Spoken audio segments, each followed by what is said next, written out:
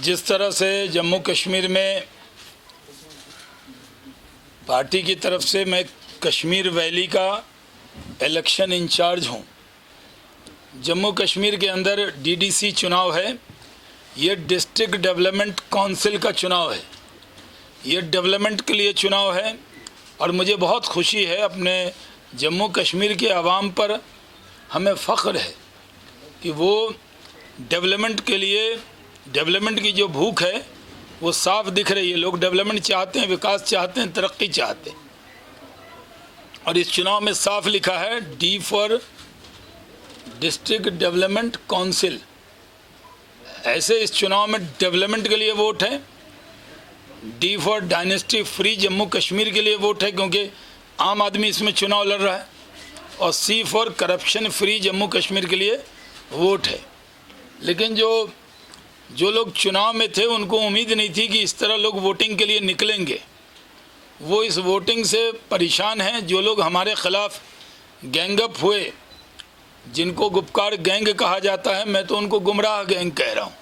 वो गुमराह करते हैं और ख़ुद भी गुमराह हैं, क्योंकि वो सिर्फ कन्फ्यूज़न पैदा करना उनका काम रह गया है।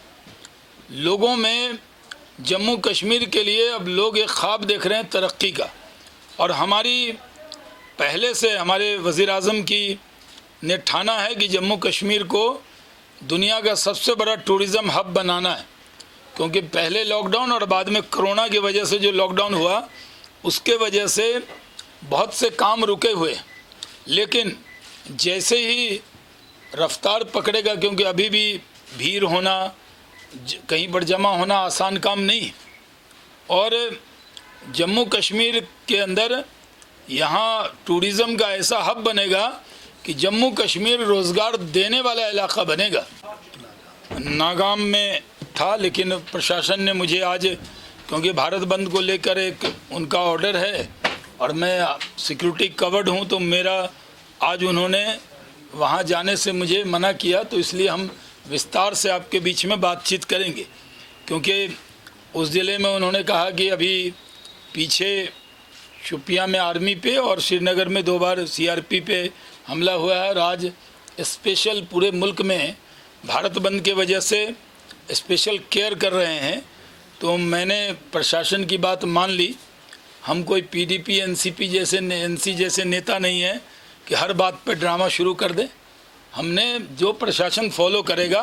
कल भी काड़ा के हमारे एक गाड़ी का एक्सीडेंट हुआ था, एक वर्कर की डेथ हुई, और मैं जाना चाहता था वहाँ, लेकिन प्रशासन ने, मैं रिकॉर्ड पे कर रहा हूँ, एसएसपी डोडा ने कहा कि नहीं शाम हो गई है और हम आपको अलाउ नहीं कर सकते।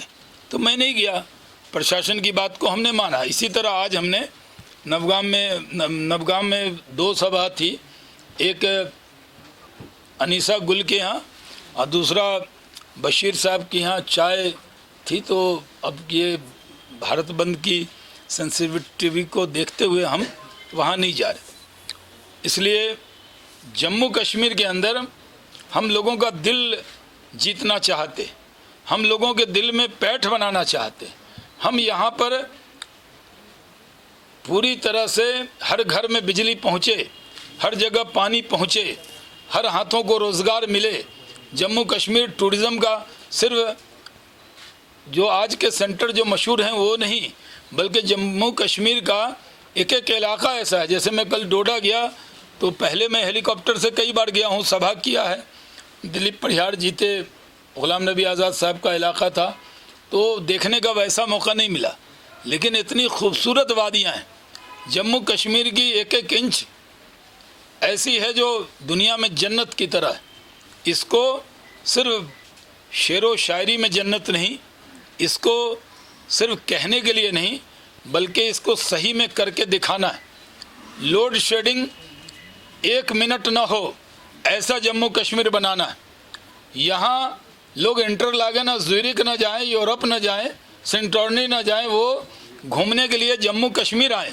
पूरे दुनिया की इकोनॉमी हमारे वजह से चल रही है, क्योंकि हमारे मुल्क के बड़ी तादाद में, दुनिया की सबसे बड़ी आबादी हमारी है, तो हमारे मुल्क के बड़ी तादाद में लोग यूरोप जाते हैं, अमेरिका जाते हैं, और उससे उनकी टूरिज़म इंडस्ट्री चलती है। मैं आपको मिसाल देना चाहता हूं कि गुजरात में सरदार पटेल की स्टैचू लगी तो इतने टूरिस्ट आ गए कि उस इलाके की तकदीर और तस्वीर बदल गई। कभी आपको जाना हो तो मैं होस्ट करूंगा, आपको ले चलूंगा सिर्फ दिखाने के लिए।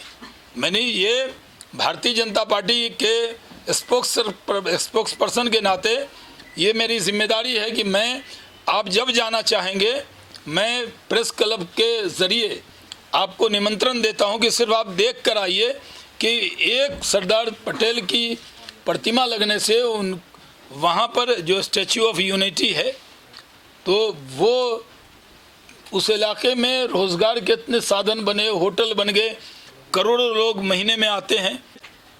हम चाहते हैं कि जम्मू कश्मीर में भी जिन इलाकों में मैं गया हूँ, मैं जम्मू कश्मीर का कोई चप्पा नहीं छोड़ा है।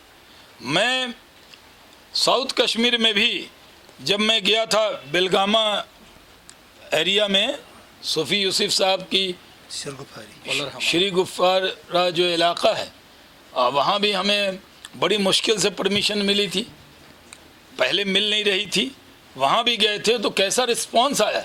लोग कहते हैं हिजबुल का कमांडर रहता है वहाँ, तो क्या उसके डर से नहीं जाते? अगर डरपोक होते तो कश्मीर थोड़ी आते। कोई डर नहीं, ना यहाँ के लोगों के भी दिल में जो डर पैदा किया टेररिस्ट ने, उसको भी निकालेंगे। और पूरे मुल्क के लोगों को आपके ज़रिए कहना चाहते हैं कि जम्मू कश्मीर की आवाम अमन पसंद है। यहाँ के लोग टेररिज्म से, सेपरेटिज्म से सब उब गए हैं। वो लोग सिर्फ डेवलपमेंट चाहते हैं। यहाँ हम ईमानदारी से काम करना चाहते हैं। मैंने पहले भी आप लोगों को कहा है कि हमारी लिए ये हमारी क्रेडिबिलिटी का भी सवाल है, हमारी ज़बान का भी सवाल है। हमने जो ख्वाब देखे हैं वो ख्वाब अधूरे नहीं रहेंगे।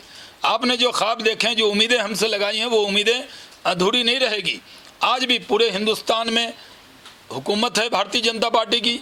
हम अमन अमान के साथ इस मुल्क को आगे बढ़ा रहे हैं। और मैं कहता हूँ कि तो इसलिए पूरे मुल्क में अमन अमान है। मैं फ़ख्र के साथ कहता हूँ कि मैं उस मुल्क में रहता हूँ जो सब लोग मिलकर रहते हैं। दो बड़ी आबादी, इतनी बड़ी आबादी मिलकर रहती है, और वो मिलकर रहने में दोनों हिंदू, मुस्लिम, सिख, ईसाई सब मिलकर रहते हैं। और मैंने पार्लियामेंट के फ्लोर पर 2000 में कहा था, आप उसको Shahnawaz Hussain maiden speech in parliament. मैं पुराना आदमी हूँ, 20 साल पहले मैंने वो स्पीच की थी। और उस वक्त मैंने कहा था, भारत के मुसलमानों के लिए भारत से अच्छा देश, हिंदू से अच्छा दोस्त, मतलब हिंदू सिख मिला के कहा, और भारत से अच्छा संविधान नहीं मिल सकता। अब मैंने उसमें एक चीज़ और जोड़ी, भारत के मुसलमानों के लिए भारत से अच्छा देश, हिंदू से अच्छा दोस्त, भारत से अच्छा संविधान और मोदी से अच्छा नेता नहीं मिल सकता।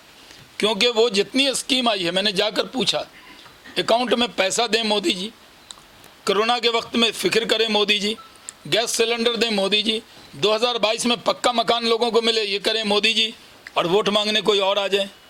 हम सिर्फ डेवलपमेंट पे वोट मांग रहे हैं, कोई और मुद्दा नहीं है।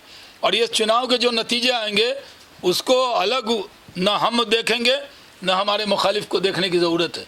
क्योंकि मैं सब इलाके में गया हूँ, मैं टिल इलेक्शन यहीं पर मौजूद हूँ। इलेक्शन के बाद भी सिर्फ इलेक्शन में नहीं आऊँगा, बीच बीच में आपसे आके मिलता रहूँगा। आज क्योंकि किसानों का एक आंदोलन दिल्ली के अंदर है, और किसान भाइयों को वो लोग गुमराह कर रहे हैं जिन लोगों ने यही कानून की बात पहले कही थी, चाहे वो शरद पवार जी हों, चाहे मुलायम सिंह यादव हों या अन्य नेता हों। लेकिन किसानों के कंधे पर ही अपनी नेतागिरी चलाना चाहते हैं।